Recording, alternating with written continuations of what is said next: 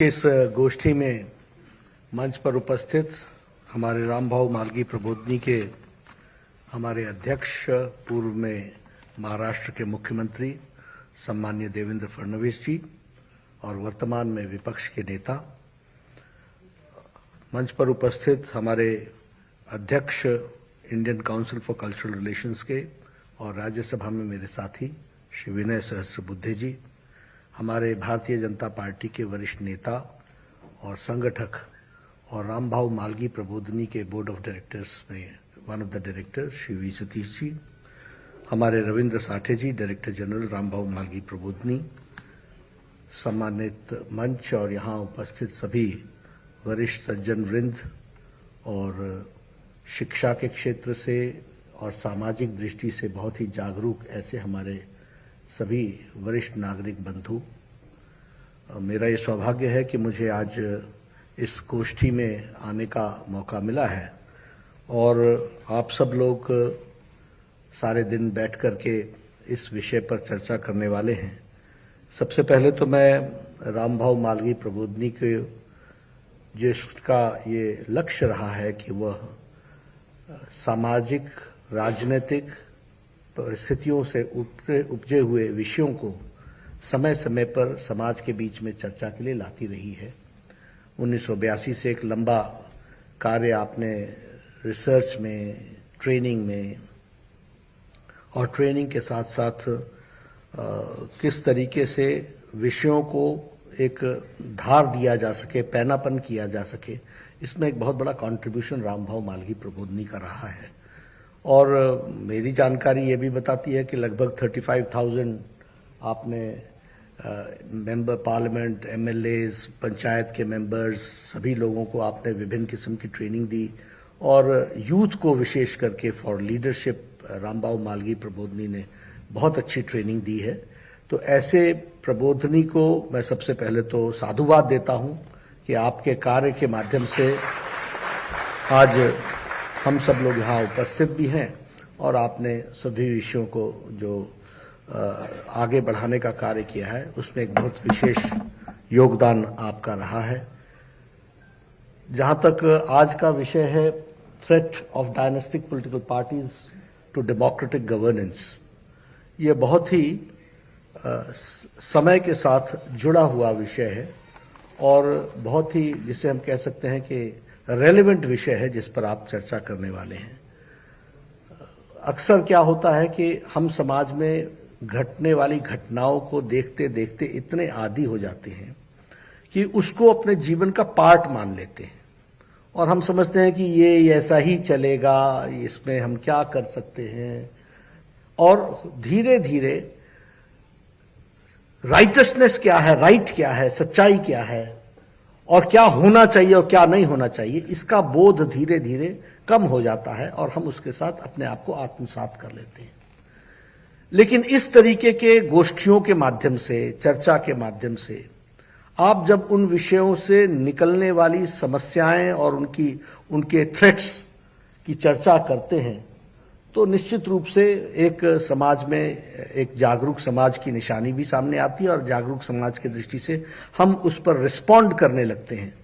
तो इसलिए subject selection के लिए भी मैं रामभाऊ मालगी को और विशेष करके विनय जी को बधाई देना चाहता हूं कि उन्होंने एक बहुत ही सामयिक विषय पर चर्चा करने का प्रारंभ किया है।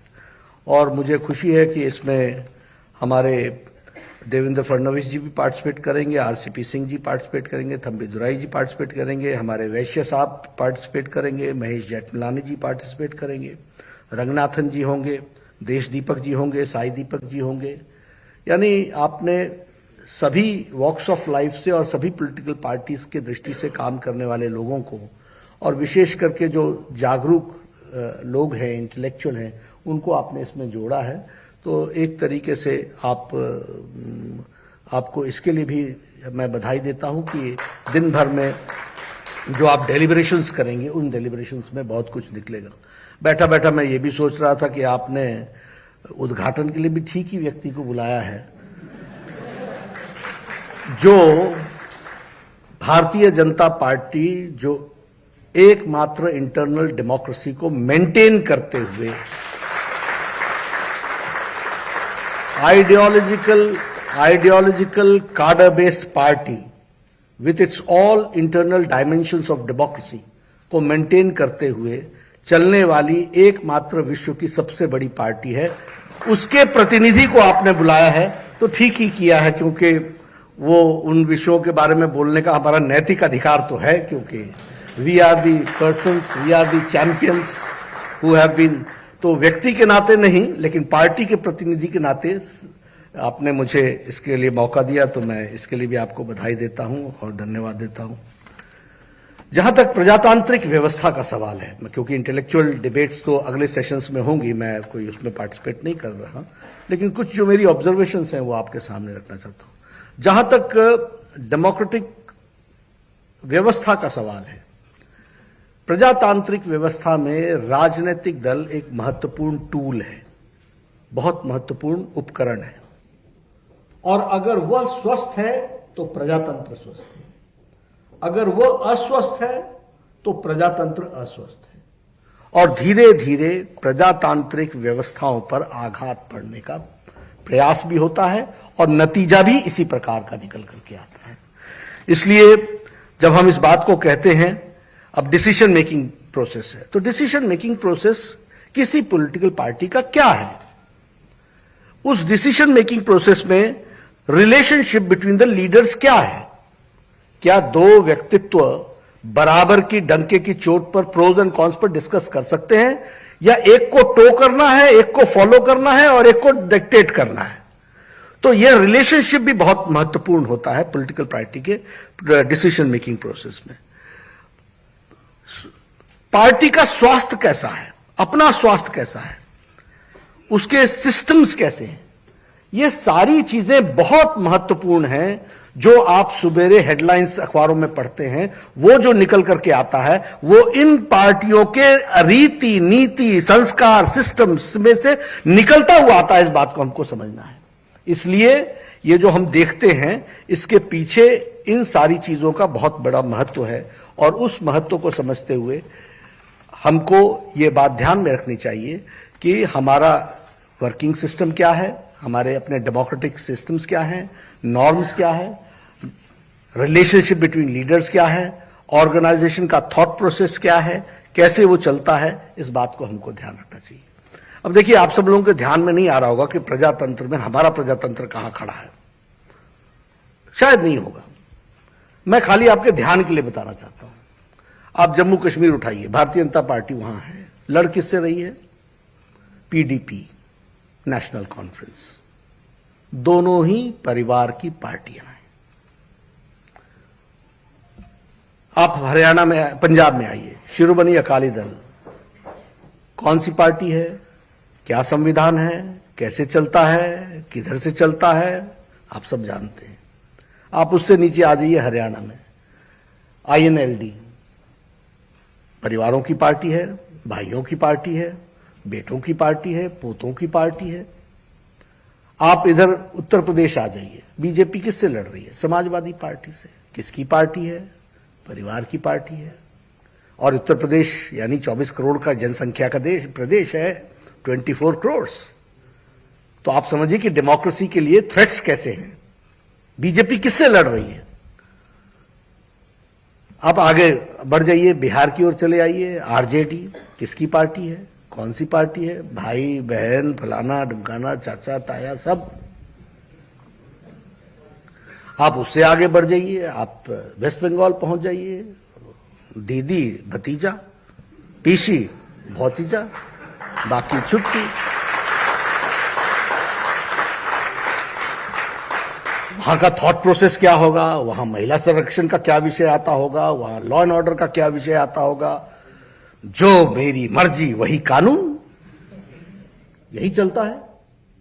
आप उससे आगे आ जाइए, झारखंड पहुंच जाइए, तो बाबूजी थे, अब बुजुर्ग हो गए हैं, तो बेटे ने संभाल लिया है। अब उससे आप आ जाइए, बीजू जनता दल की बात कर लीजिए, पटनायक फैमिली ही है, वही है। कौन चला रहा है, एमएलएस का क्या रोल होगा, देखने वाला विषय है, ये सब स्टडी का विषय है। आप वाईएसआर को देख लीजिए, आंध्र प्रदेश में वाईएसआर रेड्डी थे, अब जगन मोहन रेड्डी हैं, वही कानून, वही पार्टी, वही सब कुछ, जो मेरी मर्जी। आप उससे तेलंगाना में नीचे आ जाइए, आपको केसीआर की पार्टी मिल जाएगी, टीआरएस मिल जाएगी, तेलंगाना राज्य समिति मिल जाएगी, केसीआर बेटा भी है, बेटी भी है, दामाद भी है, दामाद का बेटा भी है। नक्शा उठा करके देखोगे तो चीफ मिनिस्टर्स कंस्टिट्यूंसी, दामाद कंस्टिट्यूंसी, सन कंस्टिट्यूंसी, सब मिलजुल करके ये खड़ा है। आप तमिलनाडु आ जाइए, हमारे थम्बीदुरई साहब यहां बैठे हैं, वहां करुणानिधि फैमिली उसी तरीके से चल रही है। अभी आप महाराष्ट्र में आ जाइए, शिवसेना, एनसीपी, परिवार की पार्टी। आप कर्नाटक पहुंच जाइए, आप जनता दल यूनाइटेड, जनता दल एस, वहां कुमारस्वामी या देवेगौड़ा। भारतीय और सबसे दुख की बात यह है कि कांग्रेस भी ना नेशनल रह गई है, ना इंडियन रह गई है, और न ही प्रजातांत्रिक रह गई। ये भी भाई बहन की पार्टी बनकर के खड़ी हो गई। अब आप देखिए इंडियन डेमोक्रेसी का थ्रेट देखो। बीजेपी लड़ किससे रही? 18 करोड़ की पार्टी लड़ती किससे है? कौन आइडियोलॉजी की बात कर रहा है? किससे आइडियोलॉजी की बात करें? तो ये हमारा थ्रेट है, ये हमारा चैलेंज है, जिसको हमको समझना होगा, जानना होगा। इसलिए मैंने आपके सामने भारत की राजनीतिक परिस्थितियों की तस्वीर खींच करके दिखाई है कि किस तरीके से आज हम खड़े हैं और कहां पर खड़े हैं, उसको हम आपके सामने। दूसरी बात यह होती है कि इन पार्टियों का पर्पस क्या है, उद्देश्य क्या है? उद्देश्य है to seek power, to grab power. There is no ideology. कोई आइडियोलॉजी नाम की चीज नहीं है, आइडियलिज्म नहीं, आइडियोलॉजी नहीं। और इनके जो प्रोग्राम्स हैं, वो प्रोग्राम्स भी किसी लक्ष्य विहीन प्रोग्राम्स हैं। कोई लक्ष्य की ओर ले जा रहे हों, समाज को मजबूत करते हों, ऐसा नहीं है। आप इनके प्रोग्राम्स को देखिएगा, पॉपुलिज्म होगा, लेकिन वेलफेयर ऑफ द पर्सन है कि नहीं है, यह गौण हो सकता है, पॉपुलिज्म हो सकता है। तो यह भी एक बहुत बड़ा विषय है जिसको हमको ध्यान में रखना चाहिए। एक जो हमको ध्यान में आता है, क्योंकि शुरुआत बीमारी कहां से लगती है वो पहले समझिए। पॉलिटिकल पार्टीज का ग्रोथ आप देखेंगे तो ये सभी पॉलिटिकल पार्टीज पहले रीजनल पार्टीज बनी। इन्होंने रीजनल एस्पिरेशंस को जगाया और रीजनल पार्टीज के तरीके से ये बढ़ती हुई आगे आई।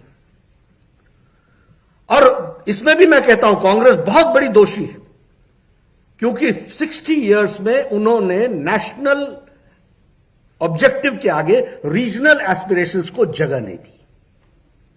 और यहां मैं बोलता हूं आइडियोलॉजी बहुत महत्वपूर्ण होती है, क्योंकि भारतीय जनता पार्टी यह विश्वास करती है यूनिटी अमंग डाइवर्सिटी, विविधता में एकता। सेंट्रल स्ट्रांग होना चाहिए, लेकिन रीजनल एस्पिरेशंस की जगह होनी चाहिए, उसको समावेश करने की जगह होनी चाहिए। कांग्रेस ने नहीं किया, इसलिए ये रीजनल पार्टीज खड़ी हो गई। अब रीजनल पार्टीज का अगला थ्रेट क्या है उसको भी देखिए, कि रीजनल पार्टीज में पर्सनैलिटी कल्ट ओवरबेयरिंग हो जाता है, ओवरवेलमिंग हो जाता है।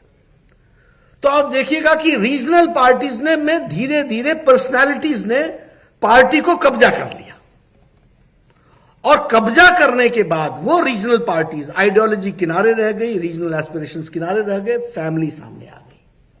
और फिर जैसे ही वो पर्सनैलिटी आगे आई तो वह उसने एक तरीके से पार्टी पर कब्जा करते हुए आगे बढ़ने का प्रयास किया है। तो इस तरीके से रीजनल पार्टीज कन्वर्टेड इनटू घराना फैमिलीज, या जिसको आप डायनेस्टिक पार्टीज कहते हैं, उस तरीके से डेवलप होकर के आती है। एक और थ्रेट भी है कि क्योंकि इनको सत्ता में आना है, ये इनके इन प्रकारेण, तो यह पोलराइजेशन करने में भी पीछे नहीं रहते। पोलराइजेशन चाहे कास्ट का करें, चाहे धर्म का करें, लेकिन करते हैं। यह रीजनल पार्टी की विशेषता है। जिस जाति से नेता होता है पर्सनालिटी कल्ट में, उस जाति को वो उभारता है, और जिस धर्म के साथ जुड़ करके उसको वोट मिलता हो तो उसको भी जोड़ने का वो प्रयास करता है। तो नेशनल इंटरेस्ट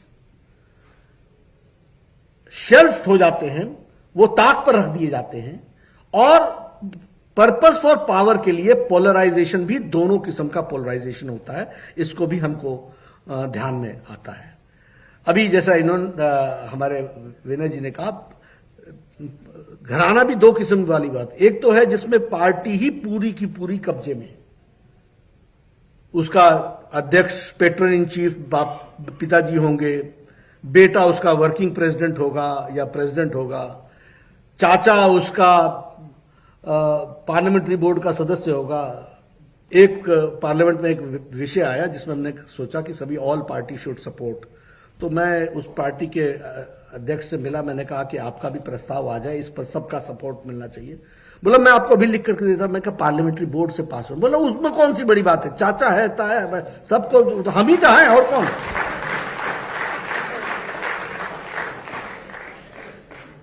तो ये आप बीती सुना रहा हूं मैं, कोई विधान भी हम, संविधान भी हम। तो हमारे से ये जो चीजें हैं इसको समझनी चाहिए। और दूसरा है जो परिवार से 3-3 लोग टिकट, और सभी लोग जिस तरीके से काम करते हैं, तो फैमिली के दृष्टि से उसमें हमको ध्यान में आता है। एक फैमिली पार्टीज में फैमिली इंटरेस्ट प्राइमरी हो जाता है, परिवार का इंटरेस्ट प्राइमरी हो जाता है, इसलिए वह अपने आप में एक तरीके से इलेक्शन प्रोसेस को भी विशिएट करता है, क्योंकि आपके यहां इलेक्शन फार्स हो जाता है।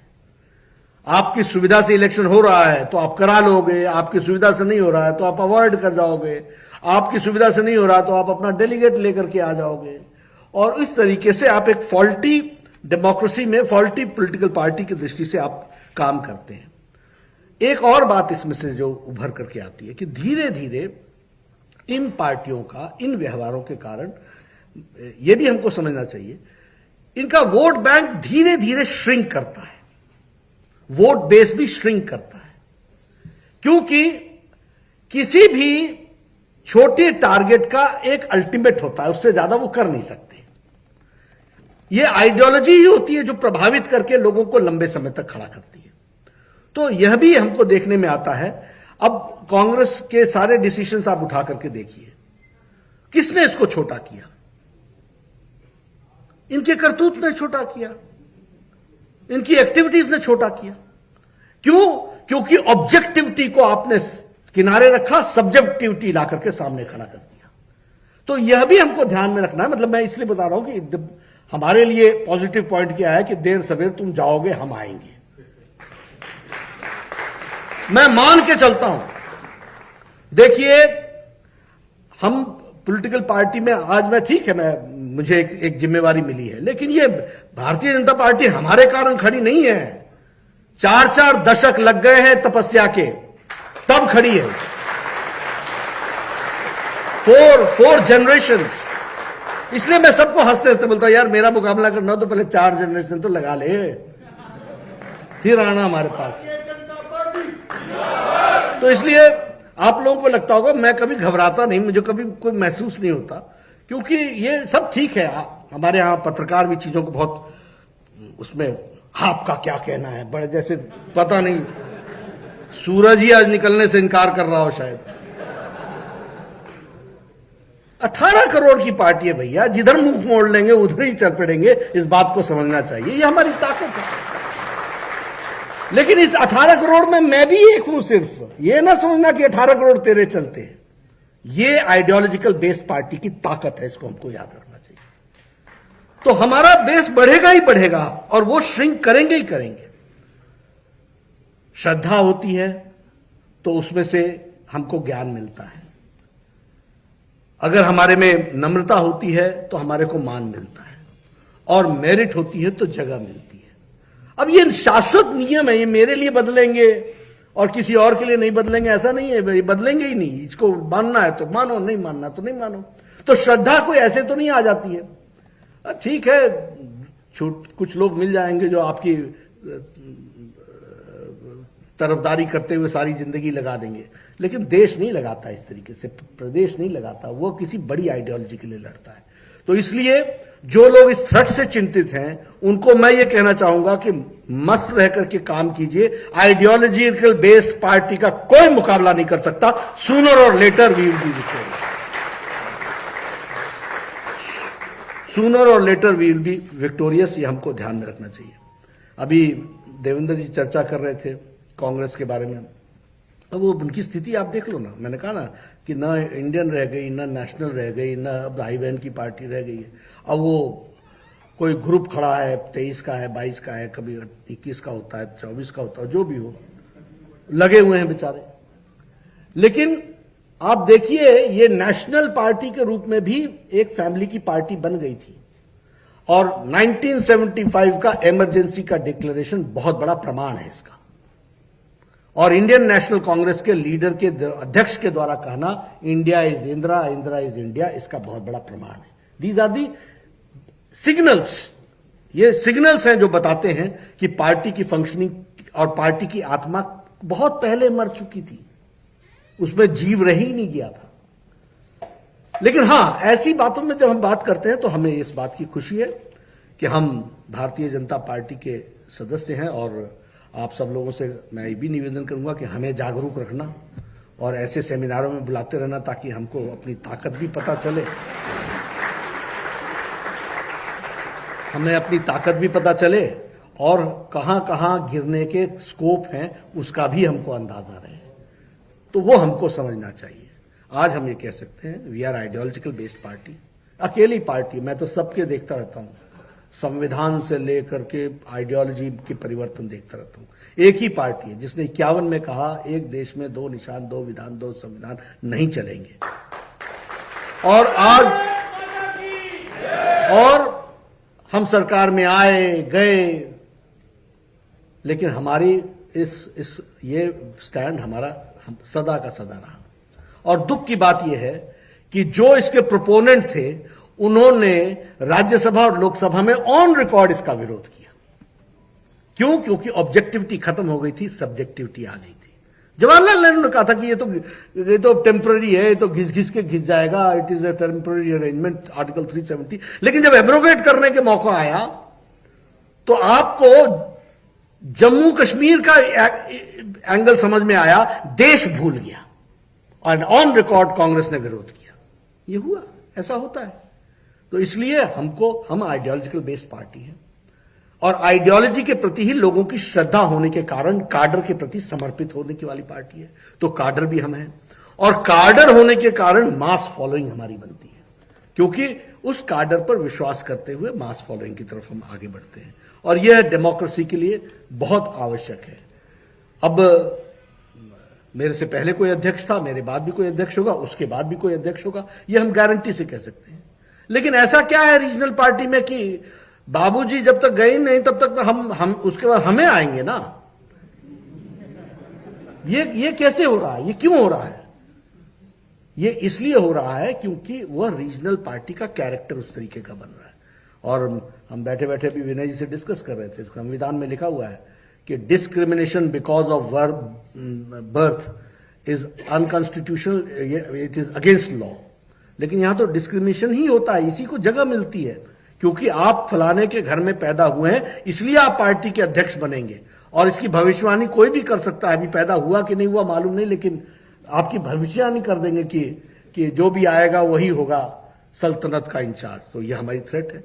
लंबे समय तक एक ही आदमी अध्यक्ष चल रहा है, जैसा भी मैंने जी बताया कि हम होंगे, हम नहीं होगा तो टेम्पररी होंगे, एक्टिंग नहीं होगा तो बिना प्रेसिडेंट के चलेंगे, लेकिन चलेगी हमारी चलेगी। तो इससे लड़ना भारतीय जनता पार्टी को कोई तकलीफ। मैं फिर आपको बताता हूं कि हमको तो ऐसे ये जो आइडियोलॉजिकल नॉन आइडियोलॉजिकल पार्टीज हैं इसके साथ लड़ना आप समझ सकते हैं कि हमारे लिए कोई तकलीफ का विषय नहीं होता। हम लोग तो डेमोक्रेसी में विश्वास करने वाले लोग हैं, लेकिन प्रजातंत्र के लिए यह खतरा है। और इसलिए मैं ये चाहूंगा कि हमारे इंटेलेक्चुअल्स आज के सब्जेक्ट पर अपना प्रकाश डालेंगे और सारी बातें कहेंगे, लेकिन इसको हमको विषय को उजागर करना चाहिए। आप सब लोग सभी समाज के प्रतिष्ठित प्रतिनिधि हैं और आपकी एक अपनी फॉलोइंग है, आपकी एक अपनी साख है और आपका एक इंटेलेक्चुअल फ्लेवर है। तो मेरी बातों को, जो मैंने क्रूड बातें आपको कही हैं और जो आज दिन भर में आपको कहा जाएगा, इसको इंटेलेक्चुअल फ्लेवर में आप कैसे आगे रख सकते हैं और लोगों को बता सकते हैं, लेकिन इस पर बहस होनी चाहिए, बहस छिड़नी चाहिए। अब 21वीं शताब्दी का भारत और 21वीं शताब्दी के भारत में एक मजबूत डेमोक्रेटिक तरीके से दुनिया में अपने आप को स्थापित कर रहा है और हम प्रजातंत्र में राजतंत्र को लाने का प्रयास हो रहा है। तो इससे हमको कैसे हम निजात दिलाएंगे? हेल्दी डेमोक्रेसी हमारे को चाहिए, वो हमको हेल्दी डेमोक्रेसी के लिए हेल्दी पॉलिटिकल पार्टीज चाहिए और हेल्दी पॉलिटिकल पार्टीज के लिए इस विषय पर चर्चा होना सामयिक है, रेलेवेंट है, आवश्यक है। तो आप सब लोग इसमें जुटेंगे। इन्हीं शब्दों के साथ बहुत बहुत धन्यवाद।